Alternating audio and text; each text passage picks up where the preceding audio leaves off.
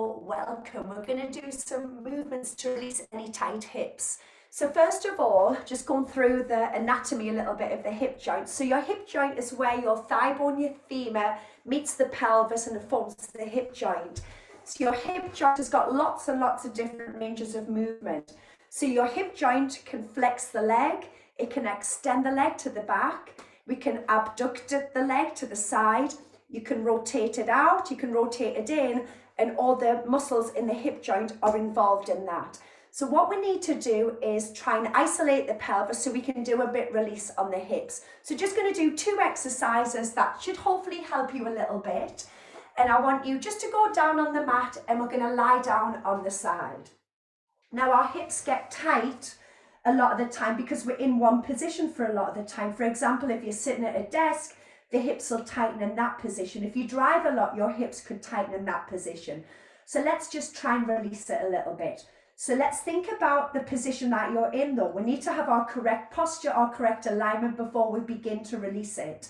So think of a straight line from your feet, the bottom, into the back of the head. So I want you to make sure that you're not leaning forwards. You can always let your head rest down on your arm if you want to. Now we need to isolate the pelvis. We want the pelvis to stay still and we want that leg to move in the hip joint to help release the muscles around the hip joint. So I want you to put your hand right on the side of the pelvis, right on the hip bone. Now I want you to keep that still, keep your feet together, but just lift your knee. Now make it a small movement. So what we don't want to do is to go back and everything else to move. Then we're not isolating that hip joint. So we just want that little lift here as we open out the hip, and then we're just going to let it lower. Let's do that again. Just that real subtle movement, lift, let it lower. So we're rotating that leg outwards, and then let's bring it all the way back, and all the muscles around it, the external rotators, have got to work as that leg rotates out. And again, so remember, keep your hand on your pelvis, get that feedback. We don't want the pelvis to move, we just want this femur, this thigh bone opening in that hip socket. Let's lower down, and we're just going to do that one more time, that lift, and then let's lower down. Now let's add on. Can we lift the feet and the knee, but without your pelvis rolling back? So again, sometimes small is more, and then let's lower back down. Again, can you lift the knee, lift the feet, but don't let your pelvis roll back?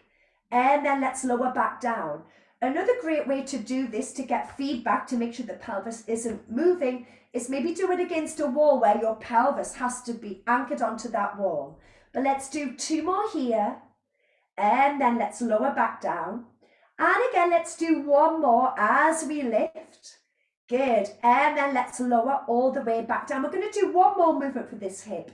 Can you lift that bent leg, but can you have the hip, the foot and the knee in alignment? So we haven't rotated, just been a little lift. Now can you bring the knee forward? So we're flexing at the hip joint. Now can you take that knee back a little bit? So now you're extending at this hip joint. Let's do that again. Now again, you can have your hand on your pelvis, because remember, we don't want the pelvis to go along for the ride. We just want that leg to be moving in that hip socket so that all our muscles around the hips can stretch. And again, let's do 2 more. Bring that leg forwards. Make sure that you've still got that alignment, the hip, the knee, the foot. Let's do 1 more. Bring it forwards. And then let's take it back. And then bring it back in line. And then let's lower down. Let's try and add it together. Let's start with that first one. So it's just the knee. Good. That pelvis stays still. Let it lower. Then the second one was the knee and the feet. And then lower. Now the third one was just the leg. Keep it low. Bringing it forwards. That's it. Good. Let's take it back. Bring it back in line. Let it low. Let's do 1 more round. That first movement, knee, and then lower down. Now that second movement, adding the feet, and then lower down. That third movement, just that little lift. The knee comes forwards.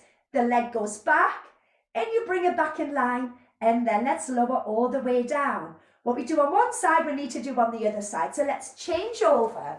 And also being aware if one hip feels tighter than the other, then spending a little bit more time on the tight side.